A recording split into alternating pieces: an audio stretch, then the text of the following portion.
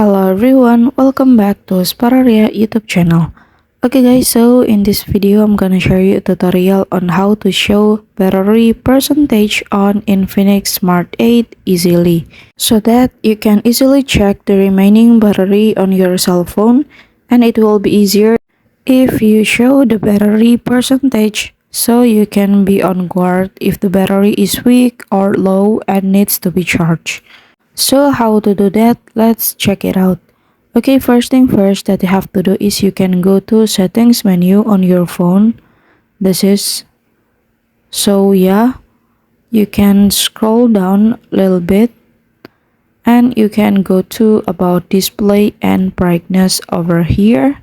You can click for it and then you can scroll down to the bottom and you can go to status bar. And then now you can choose show battery percentage, and then the battery percentage will appear inside of battery icon on your phone. So yeah, it's easy, right?